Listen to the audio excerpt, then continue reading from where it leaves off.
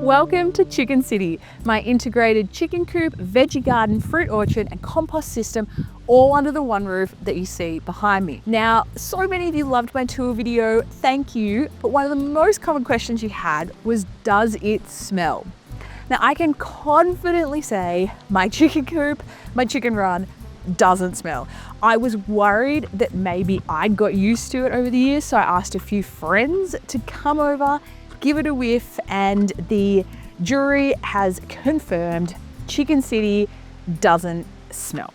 And I don't think this is a coincidence. There's a few things that I've done and a few ways of thinking that you need to adopt to have a chicken ecosystem like this that is hygienic and definitely not stinky. So let's go down there and I can show you how I manage it all. It's actually really simple once you know how. So I'm here in the courtyard of Chicken City, and this is where we have the most chicken action in my chicken run. So needless to say, there are a lot of poo deposited here. So we're gonna use this as our base for talking about how to manage the poo and how to manage the smell. So managing both those things is as simple as this. You have to see the floor of your chicken coop, not as the floor of your chicken coop, but actually as a giant compost bin, okay?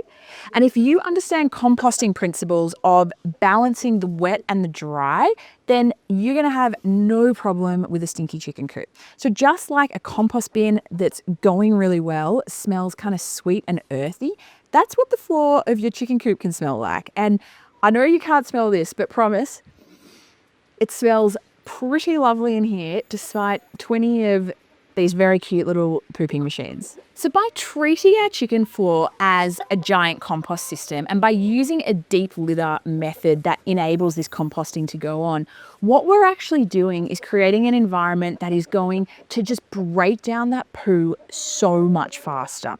So by having the floor be alive with worms and microbes, they are just going to churn through and break up that manure.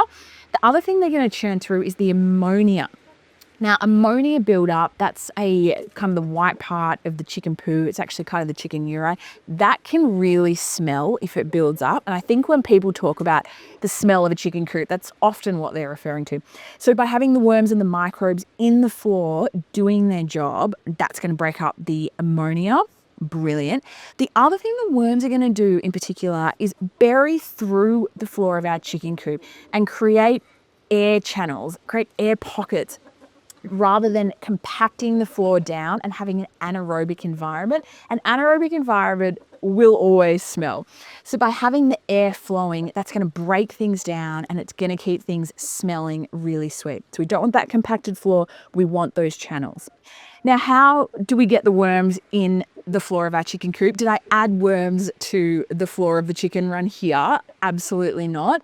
You build it, they will come. So you create an environment on the floor that is conducive to microbes and worms and all the other good stuff moving in.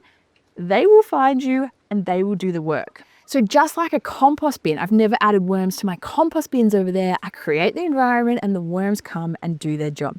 How do we create the environment? Again, the balance between wet, which is the chicken poo, and the dry, which is the inputs that we are going to kind of continuously top up as a chicken keeper and keep that balance right. So if things are dry, we're going to add more moisture.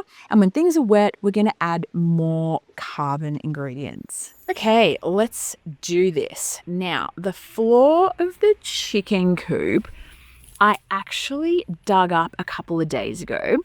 So there's a little bit of stuff on it, but not much. You can see that's as deep as we're going to get. Now remember, there's no wire or anything underneath this because we dealt with the Chicken City security around the outside. I've got a different video on that. So this is just bare earth. Now I've dug up what was on there. Now what we're going to add to the mix, hello there. What we're going to add to the mix is compressed pine pellets. Now these are often sold as horse bedding, occasionally sold as cat litter, but I don't want you buying the chemical cat litter or like the clay ball cat litter or whatever. What we want is compressed pine pellets. These are going to change your life if you've got a smelly chicken coop. I promise you. I didn't use these at the start, and as soon as I did, my life changed. So this is what they look like. These are super dry. I don't think you're going to want to eat these. No, you're not. So look, my chickens show interest once I first put them down, but they actually never eat them. They just kind of scratch through them and then realize it's not helpful. That's my finger. Yep. So this is what you want, and these are super compacted and they expand out hugely. So when these get wet, either by the rain or when they come in contact with chicken poo, they absorb it all and just suck it up and just dry out so amazingly. I honestly am obsessed with these for managing the chicken coop. So what we do on our bare earth floors, this is what you're going to do at home. Oh my goodness. So you're going to be starting from scratch with your bare earth floor. I have actually let this dry out. It's been a really sunny couple of days, so it's quite dry, which is what we want. And then we take the pellets. And we just sprinkle them all over the floor. Now, obviously, I'm not going to do this by hand across the entire chicken run, but I got 2 bags here, and that's kind of gonna cover this area. I'll put the camera down, do it properly, and then I can show you what I mean. 2 bags of compressed pine pellets down on the ground. You can see I haven't spread these amazingly well. I have just thrown them on the ground because the chickens will no doubtedly get their feet in these and scratch around and distribute them accordingly. Of course, you could get a rake and do it, but I'd say save yourself the time. So this is the base layer. This is the carbon component, the dry component of our chicken run floor. Okay, so remember, the chicken poo is the wet. Now we're adding some dry. And the pine pellets I always put down first. Okay, they go as the base. They are the super absorber that will do the heavy lifting from the bottom of the floor. And then on top of that, we're going to put the straw here. So the straw is the fun thing. I actually think the pellets do a lot of the heavy lifting as far as the carbon is concerned, but the chickens love scratching through the straw, and it does do a good job of soaking things up and drying things out. Not as good as my beloved pine pellets, but still really, really good. And the chickens, like I said, they love scratching through it, so it's entertainment for them. Cheap as far as inputs go, so we're going to embrace the old baler straw. And I'll use 1 baler straw across the entire chicken city courtyard. And that's going to be our top layer. So let me grab my knife. And we're going to just cut this open. Oh yeah, this is going to be fun, isn't it? And then I'm just going to grab some biscuits and throw them around the place. Am I going to bother distributing them properly and breaking them up? No, I'm not, because the chickens are going to have plenty of fun doing that themselves. So this is, you know me, as low effort to get the same or as nearly as good a result. I'm all for it. So this is it. The straw is down in the piles and the chickens have already started scratching it around. Although I think they're having a bit of a rest now. Up on the compost bins, it's preening time. Tends to be a late afternoon tradition. So now that straw's down, the pine pellets are down, that took me all of 5 minutes, and that is going to add a huge amount of the dry to our chicken coop. Now, when it rains, that's going to add moisture. Obviously, the poo is going to add moisture. And because I've got the plants in the chicken run, as you can see here, they need to be watered. So because of that, I'm always going to keep the courtyard here moist anyway. So it's kind of another one of those double benefits of my chicken coop system, is that I'm watering the plants, I'm also watering the floor in summer if it needs it. This stops it getting really dusty, which is another aspect of chicken runs that people complain about, is the dust levels. So this won't get dusty.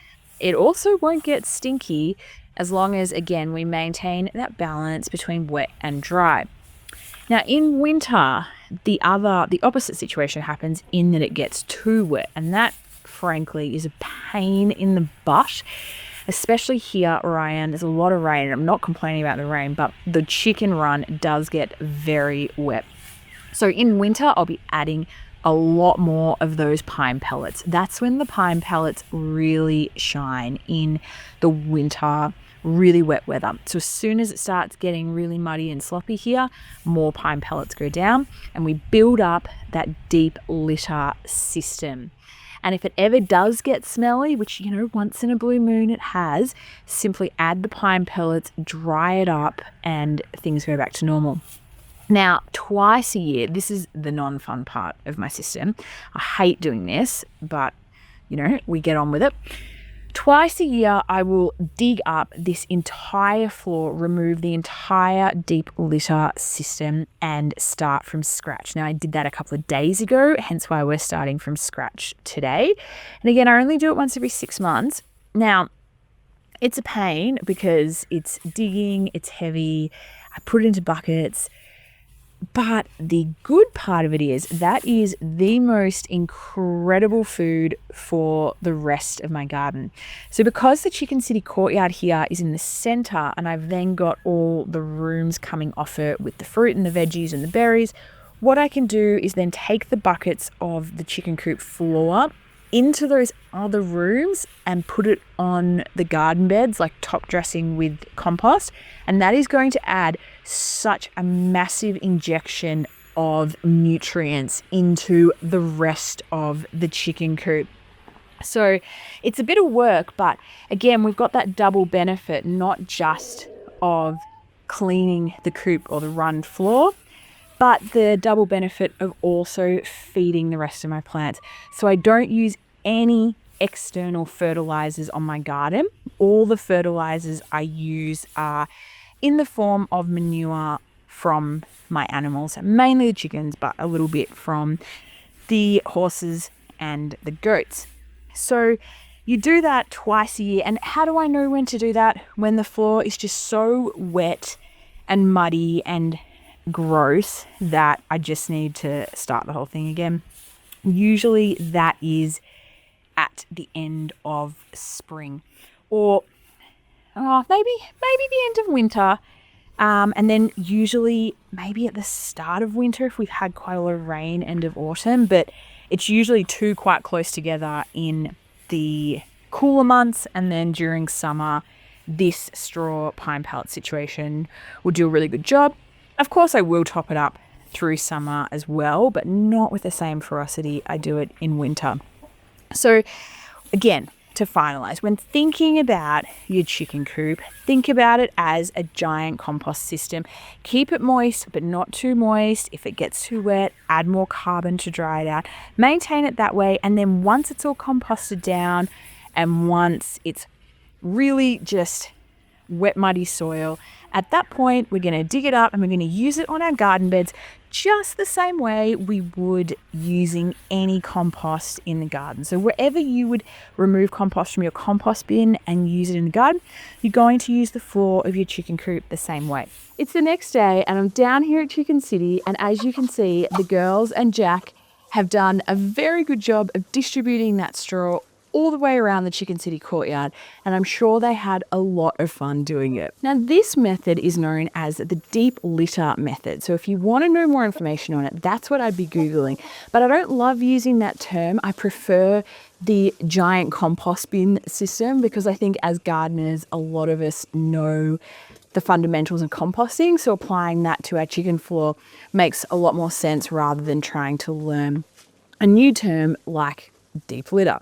But it's the same thing. We're all talking about the same thing. And as far as I'm concerned, it is the easiest way to manage your chicken run. It's simply composting in situ, right here on the floor of Chicken City. Now, what I added yesterday, what you saw on the earlier part of the video, that was an excellent start, but it actually wasn't enough material to really justify a deep litter method or to really justify this in situ composting I've been talking about.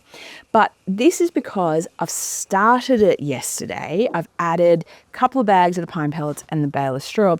And then over time, every probably 2 weeks, I'm going to add more of that carbon component. So it's going to build up and up and up over time. So you can add more at the start, but I find it's actually better just to keep layering it and adding that dry carbon when you need it rather than going whole hog at the start. That's my experience anyway. But we're going to build it up, and probably by the end of a season with this litter, it might be maybe 6 inches deep, 15 centimeters, I would say, maybe even a bit deeper. Yeah, around about that. But we are actually raising the floor quite significantly. Now, if things get really dire in your chicken run or your chicken coop and you've done everything I've said here with the deep litter method and it's still got a smell, simple solution to that, you need to go out and get some garden lime, some agricultural lime, not builder's lime, and put that down on the floor at the very start of this layering. So before I put down the pine pellets yesterday, I would have put down the lime if I needed it. I never find I do, but it's a good one to have up your sleeve if necessary. Now, I know I use the term chicken run and chicken coop interchangeably in my videos, and I apologize if that's confusing. I kind of see the coop as the whole picture here, and then to my mind, the chicken house is what some people would call the coop. But anyway, if it's the chicken house that you're having a particular issue with the smell, I would say, firstly, invest in the pine pellets and only use them in the floor of your chicken house. They are going to suck everything up. So if you've done that and you've still got an issue, you really need to look at your ventilation. So ventilation is really key to smells in a chicken house. Chicken houses actually need a lot of ventilation for lots of reasons, but in particular, the ammonia gases that are produced when the poo breaks down, they need to be able to escape. So if you're going into your chicken house and it smells like ammonia, you have a problem. If you can smell it, then it's actually a problem to your chicken's health. So the first thing I'd be looking at then, or probably the first thing would be the pine pellet bedding, and second to that would be ventilation. You really need upper level airflow through the chicken coop 24/7. So not just in summer, but just as much in winter as well. Always remember that smell is an excellent way to assess the health. Oh, goodness. To assess the health of your garden and your animals. Bad smells usually always mean there's a problem. So if your compost smells bad, it means you haven't got the balance right. If your chicken run and chicken coop, chicken house smells bad, then you've either got a problem with the balance between the wet and the dry, or you might have a ventilation issue.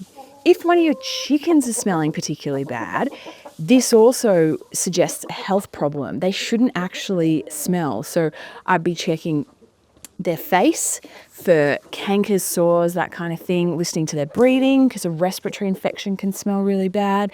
I'd be checking their vent to ensure everything's clean and going how it's meant to down that end. And even with my goats, for example, like I realized that Remy, the big goat, had a respiratory infection because I could smell his breath had changed. So there are so many ways that we can use our senses just while we're in the garden and kind of get information from it. And again, if your chicken coop's smelling, it's information, and the information is something is wrong in your system. So while this deep let out technique, I think, is a really important standalone piece of information for anyone who keeps chickens. I hope that from this video you can see that by having the deep litter method as part of my bigger garden ecosystem that I've created here in Chicken City, that the whole thing really works so well in harmony. When I'm managing the smell, when I'm managing the poo, when I'm managing the floor of the chicken run, I'm not just doing all those things, but I'm also creating an incredibly nutrient dense food and mulch for the rest of my garden. And given the rest of my garden is right here around us, it makes it so easy to distribute that where it needs to go. So every time I'm thinking about design elements or functions in Chicken City, I'm always thinking about that double use, more practicality to make it more efficient for me as the gardener, but also to make a super happy experience for the chickens here who are absolutely living their best life, and to have some thriving plants that are producing so much food inside my chicken run with very little attention from me. So if you like that idea of integrating all these aspects of your garden into a system that actually works in harmony, then I would highly recommend you watch my other videos, subscribe to my channel, and if there are certain aspects of the Chicken City setup or other videos you'd like to see, I would love you to leave a comment below.